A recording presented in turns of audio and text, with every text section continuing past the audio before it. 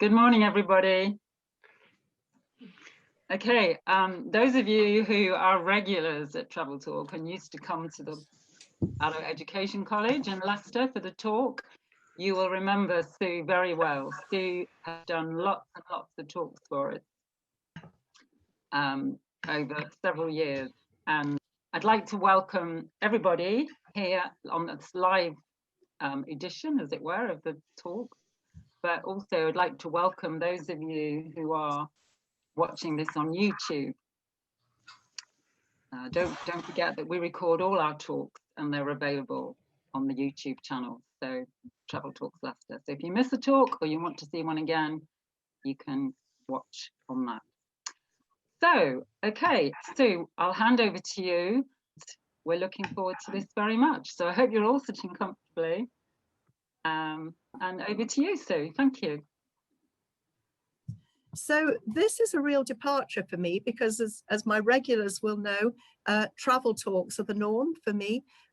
Clearly I haven't been traveling too much lately. So this is a different talk. I was asked to put together by a friend to do for a U3A family history group.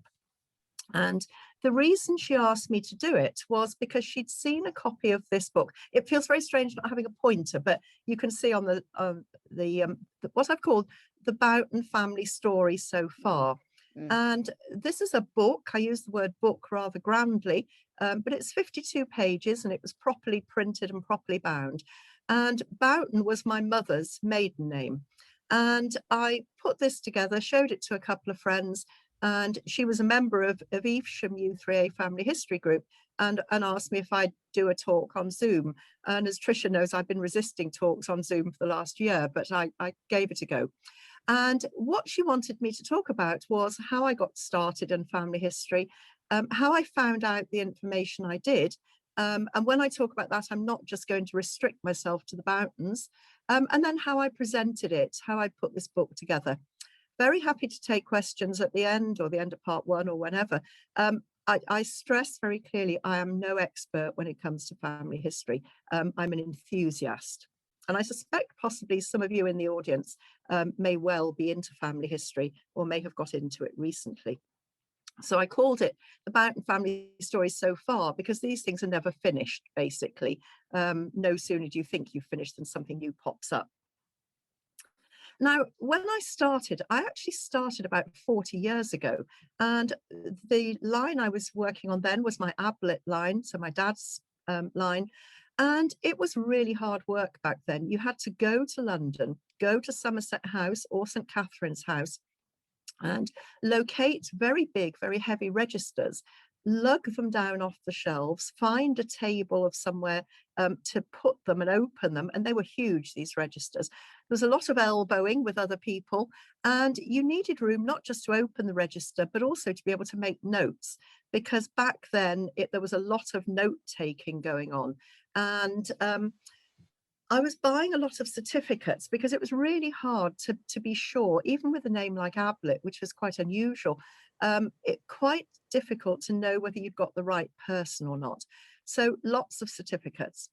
Now, it was quite sociable while you were sharing table space, and people, sorry, was that a noise in the background? People were asking, how long have you been doing your family history? And in my case, it was about a month at that stage. And I was chatting to people who'd been doing it 20, 30, 40 years. And I couldn't believe that anyone could spend that long on it. Clearly, I have, so life gets in the way in between. But my natural instinct is to throw myself hook, line and sinker into something, crack it and move on to the next project. So it's unusual that I'm here now 40 years on. What I did, I got so far, I got lots of certificates and I put everything away in a cupboard. I'd got to a reasonable stage, I'd got reasonably far back, but it just got too much, too overwhelming. I couldn't work out where I was going with it, so I put it away. After about 10 years, I fished it out again and actually made contact with a second cousin of my dad's and got to meet her just not long before she died. That was interesting. And then it gave me a bit of enthusiasm, and then I put it away again. 10 years later, I trotted off to Cambridgeshire and Hertfordshire and did the rounds of the churches, some farms, some graveyards, and got quite enthusiastic again. And then I put it all back in the cupboard again. Lots and lots of paper. Now you're rummaging through paper trying to find facts. And the picture on the right is not how I work, but the person who asked me to do this talk described me as one of the most enthusiastic and lively people she'd ever met. And I quite liked that description. But she also said I was one of the most organised people she'd met. And certainly my family history was not overly well organised, I have to say, back at that stage. I'm actually quite glad that I didn't persevere with it back then, because it's all so much easier now. Now, this isn't my actual tree, but this is what my tree that I drew of the Ablett back then looked like. Hand drawn. Mine had got dates on it as well, so it's a bit more sophisticated than this one. And I started off on a regular piece of paper, and I found that that wasn't big enough. So I literally resorted to a big piece of wallpaper, drew it all out, and even my big piece of wallpaper proved not to be big enough. You suddenly find you have a family that has 14 children, and there isn't room on your wallpaper. So my piece of wallpaper has bits of paper stuck on the side just to accommodate those particularly large families. So, you know, it was getting a bit unworkable. Retirement beckoned, and lots of people I knew took up family history in retirement, or they read books, or they sorted the house and things. I decided I was still a bit too lively for that, so I went off and ran London Marathon again. I bought a new bike, I did lots more cycling, and of course, in order to keep up all those travel talks, I had to keep traveling. And here I am in South Georgia en route to Antarctica. So no time for family history and no time to read books. And then lockdown, March last year. And again, I knew lots of people who were taking advantage of the time they'd gained to do family history, read all those books. I got the paintbrushes out and I decorated every room I could find. I pressure washed every slab I could find, including all my neighbours. I gardened, and I treated myself to a whiz new lockdown present of an electric bike. So still running and doing ever more cycling. While I was decorating, I went through every cupboard and every drawer in the house and weeded stuff, threw stuff away, tidied. The one cupboard I didn't open deliberately was my family history cupboard, because I just knew what a mess it was going to be in and I couldn't quite face it. Now, I owe a lot in terms of family history to this man, Tony Christie. He was a first cousin of my dad, and back in 1987, he'd given me a big folder of stuff that he'd unearthed on the Christie side. So Christie was my dad's mother. And he'd got a long way back. He'd traced us back through to the Huguenots. Really interesting. And I'd meet up with him periodically and we'd chat. And I rang him last summer on his birthday. He was 98. He was a bit frail by then, but I said to him, I must come and see you when lockdown permits, because I want to talk more. Maybe it's time I got the family history stuff going again. And he died 4 days later. And I went to his funeral and I met up with his daughter and son, who I hadn't seen for years. And I said, Tony dying is another person gone that I'm not going to be able to talk to about family history. I should have said, when I was talking about going down to Somerset House 40 years ago, my dad had died a few years previously. I'd never really been very interested in talking to him about his family. So lost opportunities. And most people who delve into their family history will say they missed chances because they didn't talk to people who could have helped. So this picture of Tony is taken in a village called Ashwell in Hertfordshire. And the Christie family lived there for about 300 plus years. And I'm currently just working on the Christie side as well. Now, having decided I was going to get back into family history, what we now have is wonderful websites that make life so much easier. Talked to various friends and they suggested Ancestry was really good. It was very easy to use, very reasonably priced for the hours and hours of pleasure you get from it. And what Ancestry does, by comparison with that wallpaper, although I do still have my piece of wallpaper, it produces a tree that looks like this. The absolute joy of using these kind of trees is that they expand and contract. So if you want to focus on a particular branch of a family, you can do that and you can lose the rest. It makes it so much easier to use. The other advantage of using any of these websites, but I'll talk about Ancestry, it's the only one I've really used, is that you get so much information with a click of a single button. So if you want marriage certificates or marriage information, birth, death, you can find all of that so easily. You can find census information so easily. And one of the interesting things, census records are great. They give you addresses, they give family members, they give you hints to birth dates, occupation. And in the right-hand side, there's a column, which I only noticed when one of my ancestors had something written in it. It's pretty grim because it says deaf and dumb, blind, lunatic, imbecile, or feeble-minded. And I had somebody that was actually listed as an imbecile. You get quite excited about those kind of discoveries. But going back 40 years, then you had to go all over the place to find all of this different information. So it really is very, very easy. You can make great progress very quickly. Now, because I'm such an enthusiast, I can become a bit of a bore on these things. If you talk to people about family history, the one question you get asked by everybody is, how far back did you get?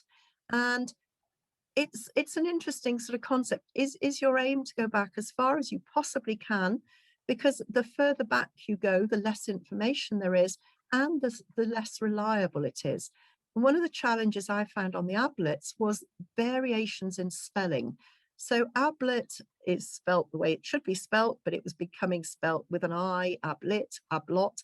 I even came across a de Abelo. I quite like that, actually. But it does get hard to pin down and to be sure. I decided I'll go back as far as I reliably can on any of the lines I'm following. But what I wanted to do was flesh out the story. It wasn't just about names and dates on a tree for me. I wanted to know more about the people, and I wanted to know more about the social context in which they live. Now, as I say, I can be a bit of a bore because I get so carried away with whatever I'm doing. And John and I were in the car on a fairly long journey last summer, and I was telling him all about my latest Ablett discoveries, and his eyes glazed, as they often do. And he said, "Oh, you're not going to go on and on about this, are you? Because it's not that interesting." Well, I was knocked back, actually. Okay. Yeah. What I said to him was, well, okay, my family's not too interesting to you. How much do you know about your family, about the Dickmans? And it turned out he knew virtually nothing. He knew that his grandfather was born in Sheffield. That proved to be wrong. But what we did, we started tracing his tree. So Dickman, his father's line, Truslove, his mother's, and I'll tell you about the Velvic story because that's a separate aside, but it was quite interesting. So what we discovered very quickly is that John is Leicestershire born and bred. The family go back generations, and starting in Oakham and then moving to Braunston in Rutland, various Leicester villages, and then into Leicester itself. And they were knitters, framework knitters, generation after generation of them. Knitting as a cottage industry started off as a hand industry. The frames were brought in, and every cottage that was in framework knitting would have one of these machines. The whole family would be involved, mother and father working the machines, children aged 6 or 8 winding the wool. It was a really tough life, long hours, starvation wages, very tough conditions. They were ripped off by middlemen. But I found it fascinating because I knew nothing about framework knitting. And you can Google, you can find a lot, but we're very lucky in Leicester having the framework knitting museum, in Wigston. And we trotted along there, and it's a fascinating little place. And there's a much bigger framework knitting museum in Ruddington near Nottingham. And so we learnt a lot about framework knitting. The reason the family started to move into Leicester City was because they started to form workshops. 40 or 50 of these frames would all be put in one room, much more efficient than having them spread in cottages. The other thing we discovered on the Dickman family when they were out at Braunston in Rutland was that we came across someone who was a mole catcher. Now, I had no knowledge of mole catchers, but apparently every parish had one. And there were also travelling mole catchers who would come around and poach on the terrain of the parish mole catcher. Mole catchers back in the day could earn far more money a year than a teacher. Such was the demand for moleskin. And the mole catchers would always wear a homemade waistcoat made of moleskin. So another, interesting thing we'd learnt. Now, the Velvic story was fascinating, and it's quite easy to go off at tangents when you're doing family history. Edith Velvic had married John's uncle, Ernest. And she'd then gone off after the war with a GI, left her daughter behind, lots and lots of mystery attached. And even her daughter didn't really know the true story of what had happened. And by delving, and it was a journey that took me from Fleetwood to Weymouth to Guernsey, back to Fleetwood, with an American and an Australian link thrown in, I actually cracked the story of Edith Velvic and wrote that up as a separate story. So really very, very satisfying for everybody, but just utterly intriguing and just so amazing what you can find out. Now, coming back to the Bowtons, my mum was born in the Forest of Dean, beautiful part of the country, and actually lived in a very small part of the forest, but they didn't move very far, the Bowtons. It's hard to believe now we're in lockdown again, but last autumn I made 3 visits to the forest, one of 2 days, and I revisited old haunts. I hadn't been back there for years, went to farms, went to churches, went to where my mum learnt to swim in the river, and all those kind of things. Absolutely fascinating. And the social history on this side of the family, totally different to John's framework knitters. Coal mining, big business in the forest, very specific. It's free mining, nothing like the major coal mines that you get in the rest of the country. So we had coal miners going back for generations, but also farmers. And farming in the forest is all about free grazing rights. So again, very different. And there's a nice statue on the right-hand side of the screen, and it's in Cinderford, which was quite a big town, really, compared to where my Bowton family lived. But it's a free miner, and I came across it by chance. So really quite nice. Now, family history is all about detective work, really. And one of the difficulties you find, and lots of people say the same thing, is as you go further back in the generations, people were less ambitious with names, and you see the same name being repeated generation after generation. And these are the main lines. So it gets really difficult. Which John Bowton am I on? Am I on John 1, John 2, or John 3? As far as the Ablets go, then I had lots of Jabez Ablets going back, and I'd got 3 generations of Jabez. If they didn't have Jabez as their main name, they would have it as a middle name. So confusing. And it's easy to make wrong decisions. And I'm just going to give you one example.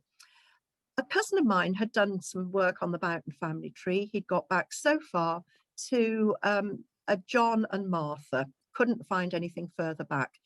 I got really excited. I'd got another John Bowton. The dates seemed to fit, the place seemed to fit, and I was convinced he was the right one. And he got a plaque in the church in Westbury-on-Severn. That implied money and status. There were other plaques in the church too. The middle one is a Reverend William Bowton, a nephew of John. And I used to think we were doing quite well to be the first generation in the family to go to university. In fact, the Reverend William was at Oxford in the late 1700s. Fred Wintle on the right was another nephew of John in the Navy, died in Macau, and also has a plaque in the church in Westbury. But I got excited. I came across a copy of John's will, and it was, he was wealthy. He was described as a merchant. He was a gentleman. He was giving away thousands in 1811. But what he was doing was giving away lots of money to lots of people I hadn't heard of, and they all turned out to be children of his deceased nieces and nephews. And I couldn't work out why he wasn't giving any money to any children of his own until I came across a document that confirmed that he died a bachelor. So clearly I was on completely the wrong track. I hadn't got further back. But when I came to write up the story, I'm convinced there must be a link. So I included a write-up about the Bowtons of Broadoak, as they were known, their trade as merchants in cider and oak bark, and sometime I might pursue and might find that link. Just thinking about sources of information and how you find out the information you do, the main thing is people, members of the family themselves, friends of the family, complete strangers. I've got to know the curator of the museum in Ashwell in Hertfordshire. We're swapping notes all the time.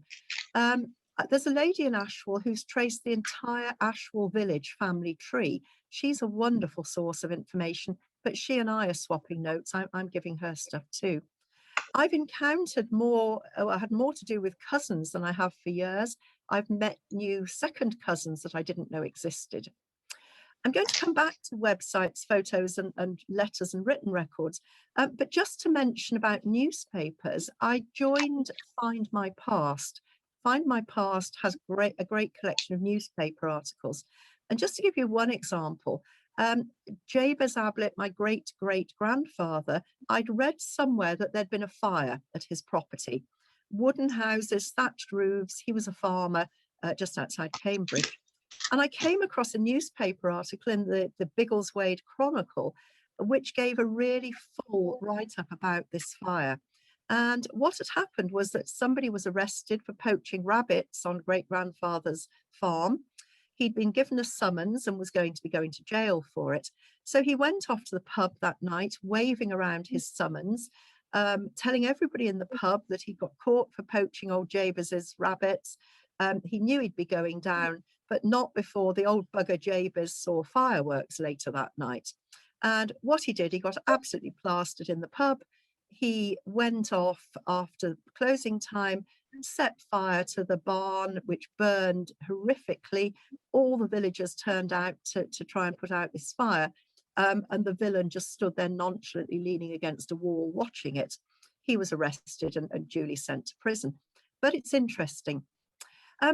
Archives can be interesting. And on my Ablett side, I came across a great aunt, Eleanor Ada, and I had a record that she died in Fulbourn Lunacy Asylum, just outside Cambridge, 1939. And she's buried in the asylum cemetery. And I was intrigued as to when she went there. The last record I have of her is 1901, the census. She was living on the family farm with parents and siblings. 1904, her father died, and the farm was sold. I can trace every other member of the family except for Eleanor Ada. But I got in touch with Cambridge Archives Service, and they are going to look up in the records for me when she was admitted, what her diagnosis was, because she died of diabetes, which is not a reason to lock somebody away for 35 years. But fascinating, they've offered to look up the visitor records and to see if she had any visitors in the 35 years she may have been there. So I don't know her. It's not going to make any difference to me if she did or didn't have visitors, but it just puts flesh on the bones, and I'm just intrigued. And I'm desperately hoping that there might have been some members of the family that went along to her funeral as well, because that again would be comforting, I think. So sources of information, there are lots. Websites galore. Ancestry I use, there's Family Search, Genes Reunited, Find My Past, lots and lots of different websites you can use to create a tree. Lost cousins, you can find graves, you can find service records. Wikipedia and Google, incredibly useful. And one of the things I found was that on one of the census records, I'd got National Pigeon Service written down. I had no idea what that was, but during the war, 200,000 pigeon fanciers in this country donated pigeons to the war effort so that they could be used to fly pigeons into France and drop messages. I found a lot on Google about TB. I had a lot of Abletts who died of TB. You can also find out a lot about lunacy asylums and why they were set up, how they were set up, and what the treatment was really. It certainly wasn't good. So coming back to this slide, there's quite a lot in it, and I'm going to spend a bit of time on it because it's a perfect illustration in answer to that question. How did you find out what you found out? And certainly when I started, I was very short on photographs of any of the lines that I've been pursuing. This one just demonstrates multiple ways that you can find out things. The starting point is that picture top left. It's a wood engraving of White Lodge, Richmond. And for years growing up as a kid, we had that picture hanging up in the hall. All I knew was that it was done by my dad's cousin, Trixie Christie. Knew no more about her than that, or about the picture. I've still got it, it's stashed away in a cupboard now. But I was Googling late one night, Beatrice Mary Christie, which is her name, artist, and I came across a really interesting article on the Ashwell Museum website, written by somebody in 2012. And this person was a real fan of hers, explained that she'd exhibited at the Royal Academy in 1939 and 1937. She'd exhibited in Chicago, and it was, clearly an artist of some renown. And this person was desperate to get hold of one of her pictures and interested to know more.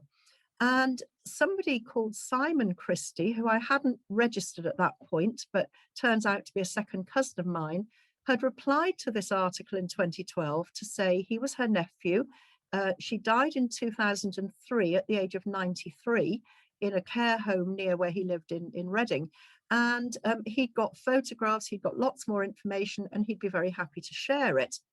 So I winged off an email 11:30 at night to the curator of Ashwell Museum and said, I'm really interested in this, I'd love to know more. Could you forward this email on to Simon Christie? No idea if he was still alive. And 9 o'clock the next morning, I had an email back from the curator saying, yes, he'd forwarded it on. Lunchtime that day, I had an incredibly detailed reply from Simon, this new second cousin I've just discovered, giving me so much information, telling me lots about her father, and I'll come on to that in a minute, but saying he'd got photographs and things, and if I gave him my address, he would post on a package of stuff to me. And 3 days later, it was like Christmas. I got this wonderful package. The three people you can see on this slide, original photos of all of them, lots more information as well. Absolute treasure trove, just from a chance Googling one night. The picture on the left is Beatrice, or Trixie as she's known. Apparently she hated the name Beatrice and called herself Mary latterly. Incredibly interesting woman, interesting war work. Never did any wood engravings after the war, but her work is still quite sought after, apparently. The newspaper cutting that you can see is from the Times of 1938. It's headed Art Purchased by the Queen. This was sent to me in the bundle from Simon, but I also got it via another second cousin I've just renewed contact with after a gap of, I reckon, probably 55 years. And he and I are now emailing most days.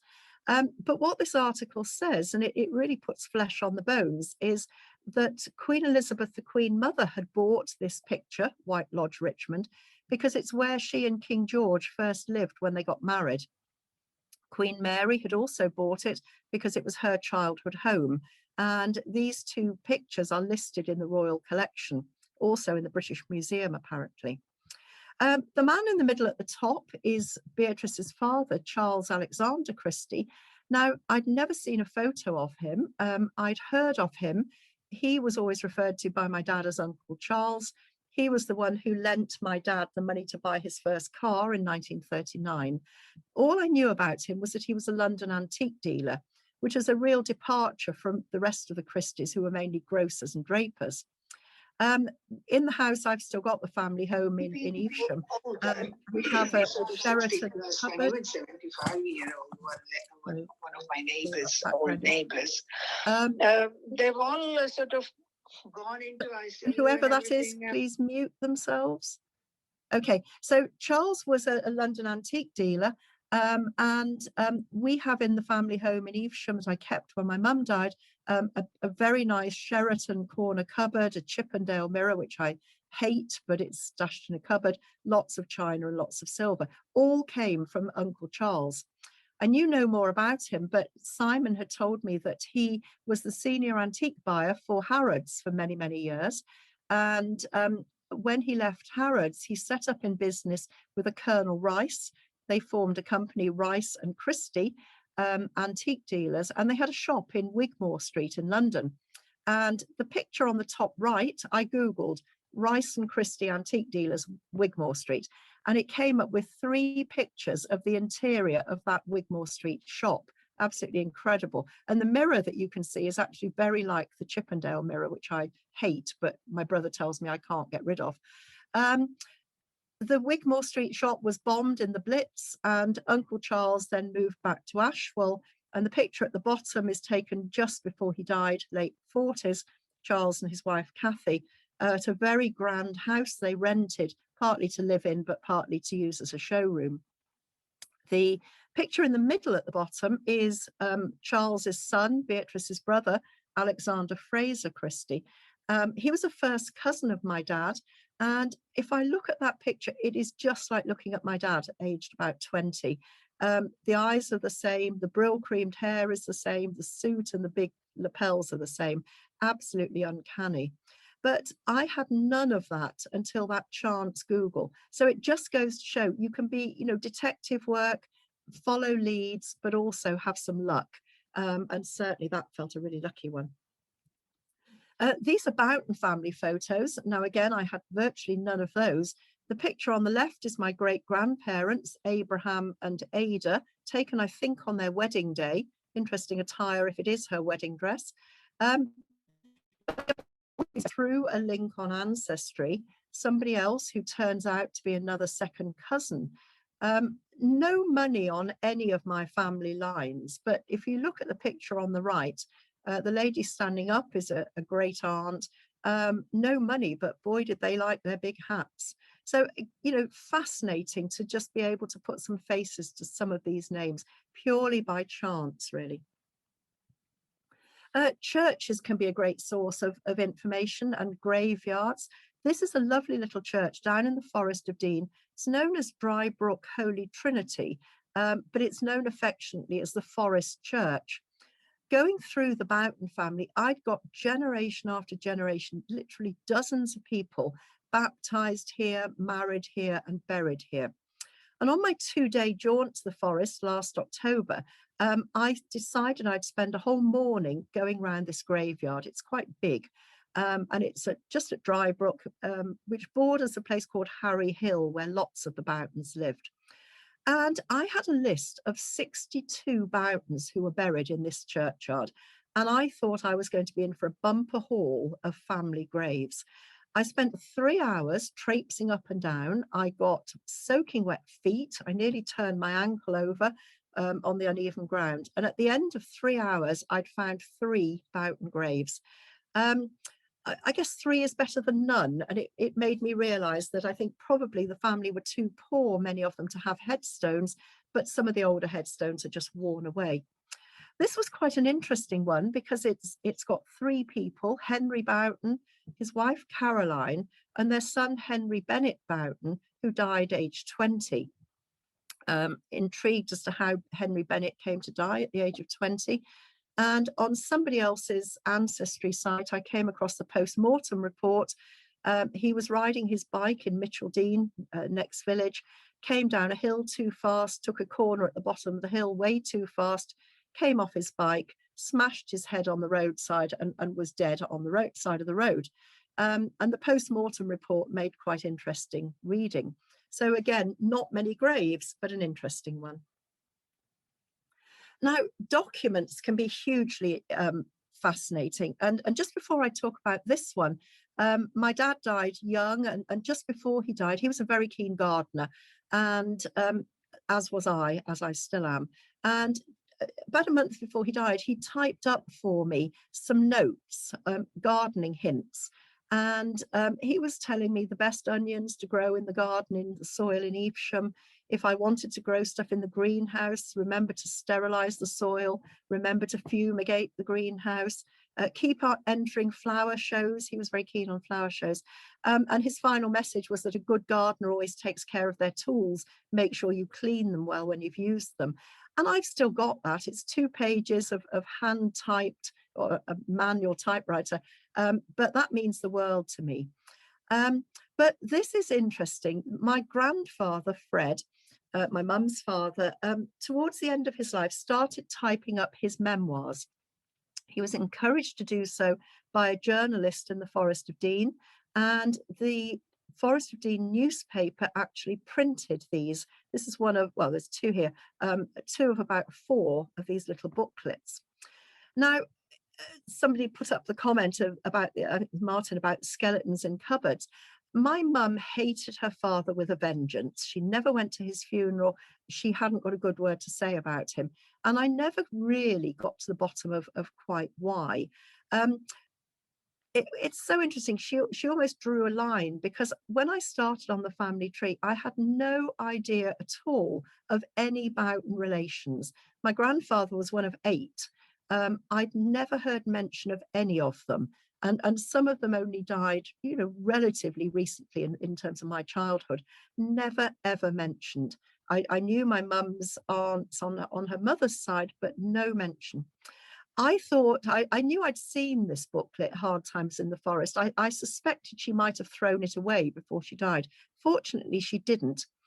But it's very, very interesting. My grandfather was born in 1897, and he wrote about what it was like growing up in the forest. Now, the girls, when they left school, all went into service because the families couldn't afford to keep them. And several of his sisters, minute they left school, popping up in Cheltenham or Gloucester or Stroud, where they were living with wealthy families in service. The girls usually came back to the forest and married in the forest. But the boys all left school at 13 and went down the mines. And my grandfather actually left school at the age of 12 years, 10 months, left on the Friday. And on the Monday morning, he walked with his father and 2 older brothers, all of whom were miners, walked 4 miles to Serridge Pit, walked a mile underground to the coal face. And my grandfather was harnessed to a leather harness and spent the days hauling coal 1 mile out to the pit face, where the coal was loaded onto trucks, railway trucks. And the mine shaft was only 3 foot high, so it was all done on hands and knees.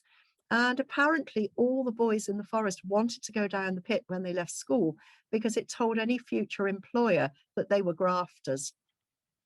He talked a lot about life in the forest. His father was also a farmer.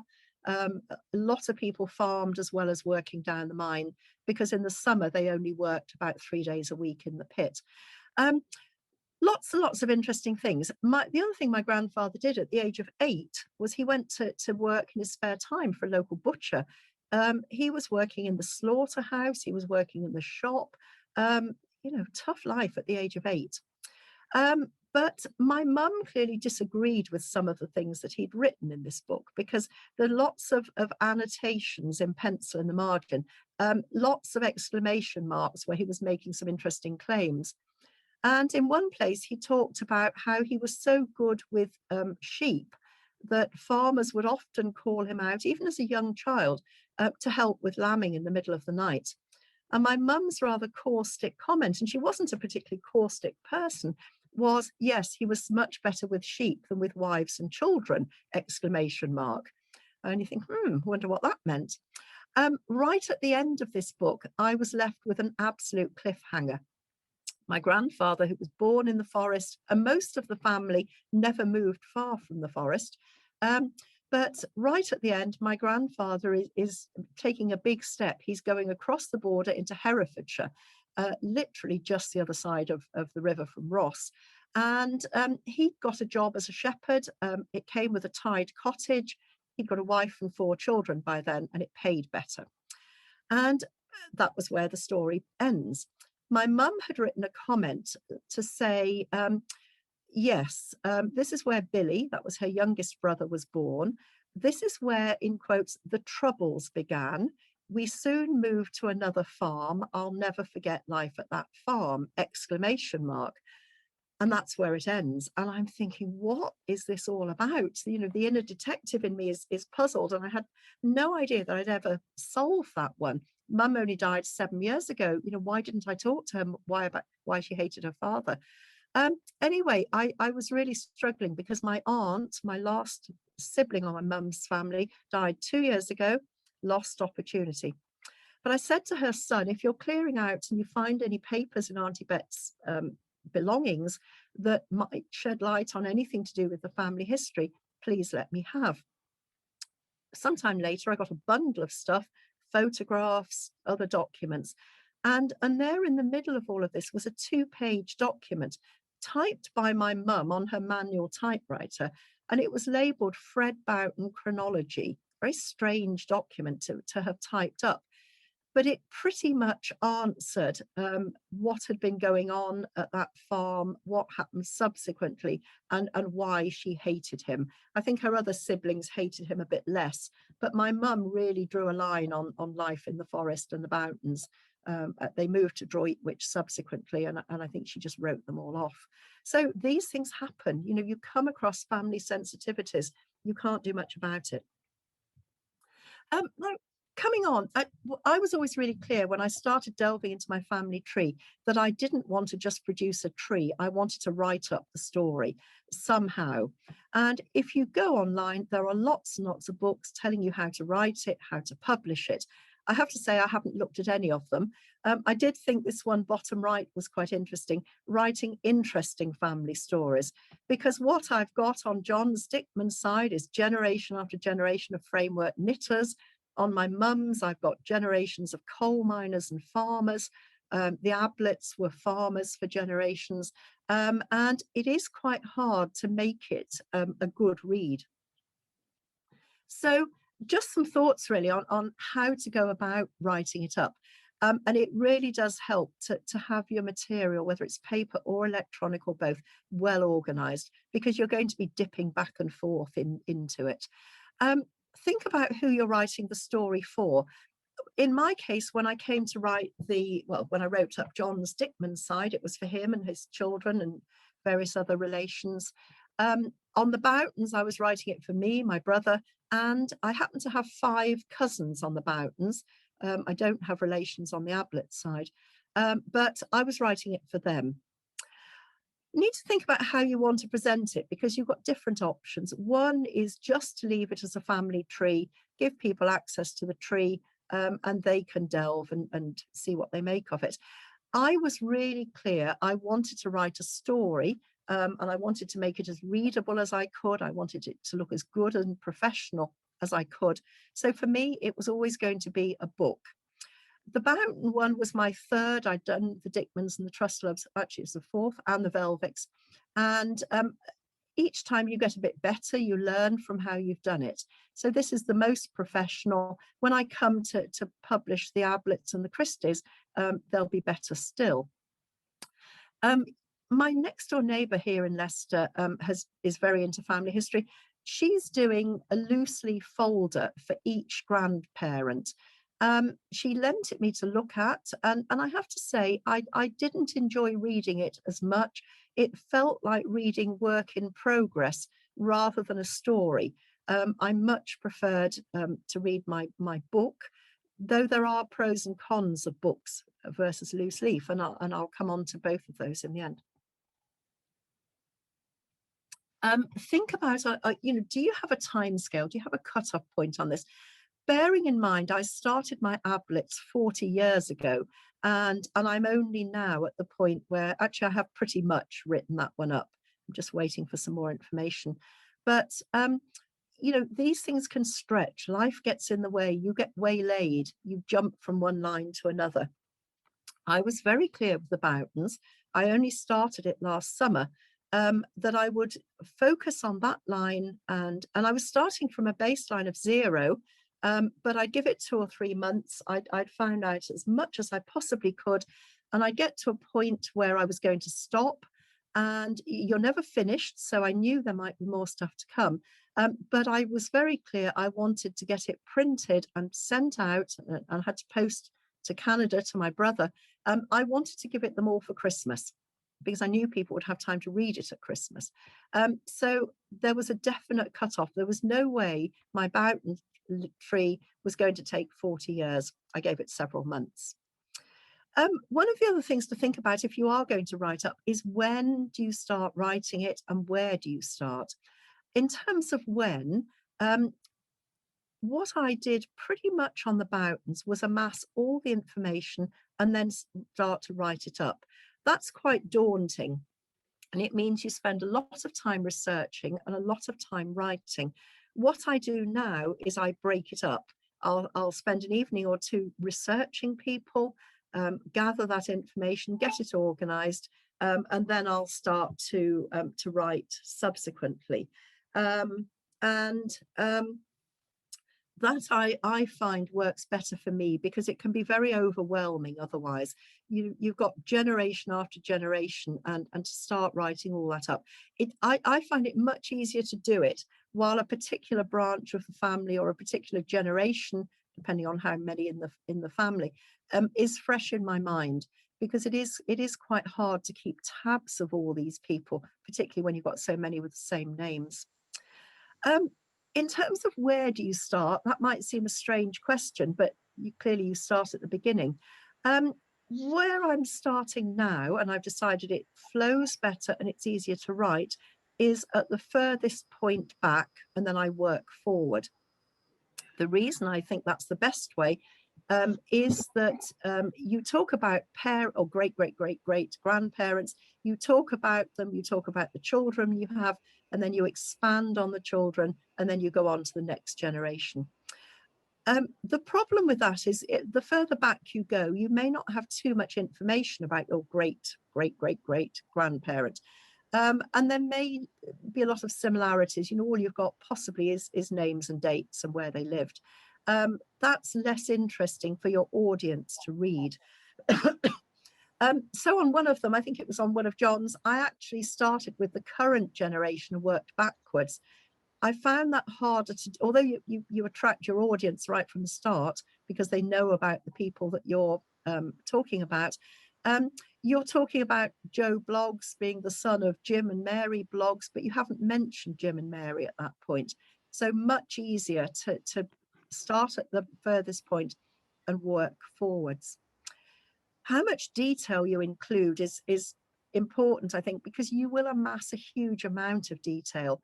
Do you want to use everything you've got in your story just so that it's not lost? Do you want to cut some out and maybe use it in another way? No right or wrong to any of these, but just something to think about. How do you make it easy to follow through the generations? As I said, I've got generation after generation of John Bowtons. I've got generation after generation of Jabez Ablett. How do you make each generation stand out?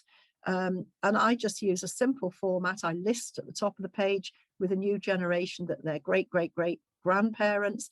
I give the names, I give the dates. I use bold, I use lots of different ways to try and highlight, make it easy for my reader. Emphasize the interesting characters, because every family will have some interesting characters. It'll also have a lot of not particularly interesting ones. Just to give some examples of what I mean by interesting, on John's Dickman, we'd got generation after generation of framework knitters. Nobody standing out very much, nothing to commend any of them. Until I came across one family they were living in Great Glen, working as framework knitters, and in the 1891 census, they're living in Great Glen. Young couple, mother and father, both working as framework knitters, 2 children, nothing of note. They popped up in 1901, living in Swansea, and I'm intrigued as to how they got from Great Glen to Swansea, but I guess trains. But intriguingly, and I haven't solved the mystery, the husband is working as a musician. Now, what took him from Great Glen to Swansea to work as a musician, I have no idea. He then popped 1911, he popped up in Birmingham, where he's still working as a musician. And 1939, just before he died, he's living in Barnsley. And when he died, he's described as a retired musician, oblique framework knitter. It's a very strange mixture, but out of all those Dickman framework knitters, he's the one that stands out. On my Boughton side, I got so excited because I came across some criminals, and everybody gets really excited about criminals.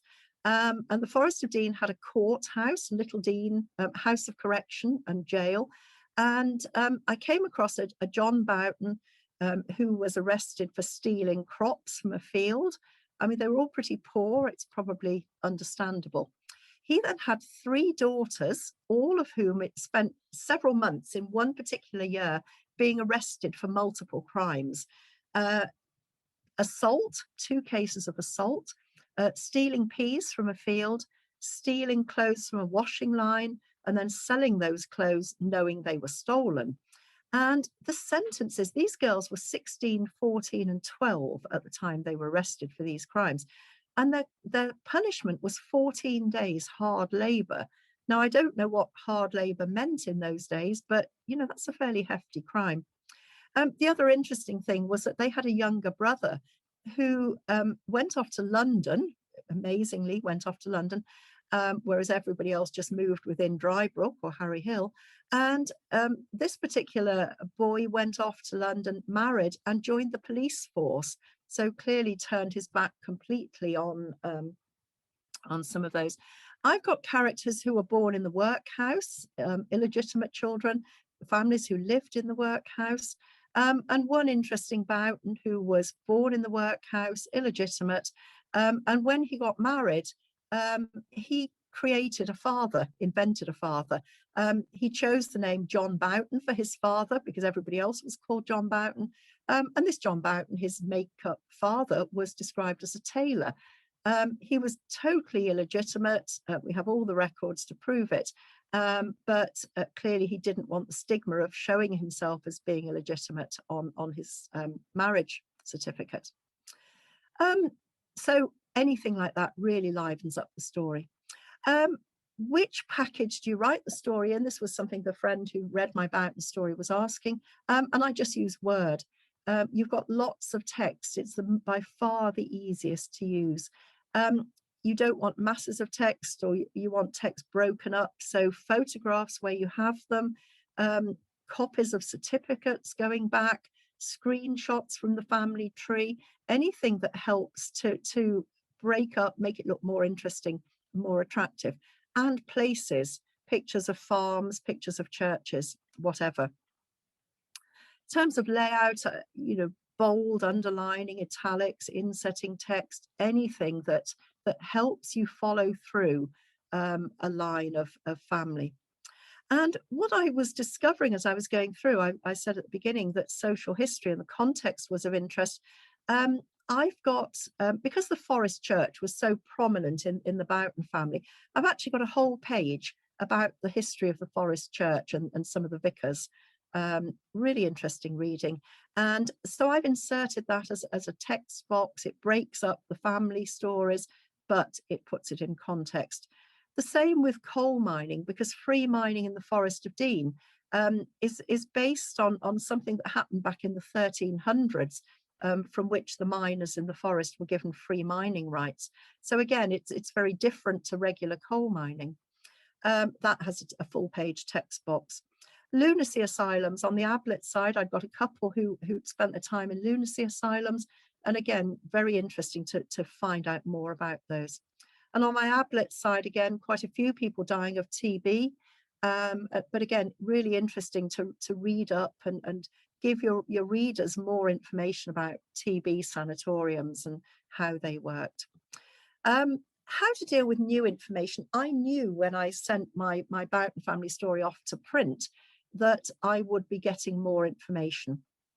But I was keen to get the book to print. I'd got a deadline of Christmas. And of course, it's sod's law. No sooner had I pressed the button to send it off to print than somebody who turns out to be a Boughton's second cousin, who I'd never met, never heard of, still haven't yet met, but came up with a load of information about the family farm. 1908, my great-grandfather had bought Lokia's farm. It's been farmed continuously since then by Bowtons, and Clive, my second cousin, is still there now. And he sent me photographs and he sent me lots more information. Too late to go in the book, but I was always really clear. It cost me £10 per copy to print the book. I will do a version 2 at some point, and I'll incorporate the extra information into it. What I did, because I got it just a bit too late, was I printed off the separate pages and I just put them loose. My neighbour with her loose leaf folder, of course, it's much easier to update pages and insert new pages, but I wanted a read. I wanted a storybook. Just to finish off, this has been an absolutely wonderful sort of voyage of discovery for me.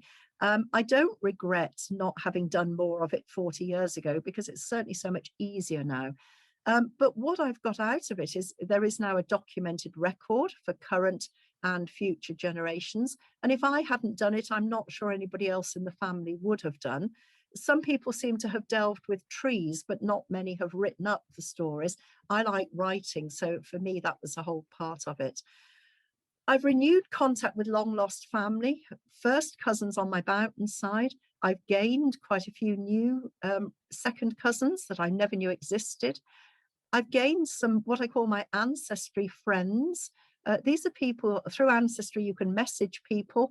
I've gained photos, I've gained stories, I've provided stories for them.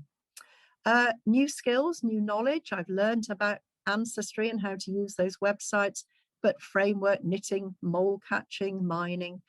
I've gained a really good insight into how hard life was in the past. None of my family had any money, or not much anyway, and living conditions were tough. One family in the Bowtons, mother and father, 10 children, 2 adult lodgers, living in a 2 up and 2 down cottage with a privy up the garden. You know, that would have been tough. Health and safety in the mining in the forest was not good. One great uncle in a bad mining accident, his head was smashed. He ended up, spent the rest of his life in a lunacy asylum. His family was split up. Ailments, I've mentioned TB, diabetes, quite a lot of both of those on my Ablett side. No treatment for diabetes back then. I've learned to be realistic in my searches, particularly when it comes to graveyards. I've trotted off to graveyards galore. There should be lots of Dickman graves in Braunston in Rutland, and we didn't find a single one.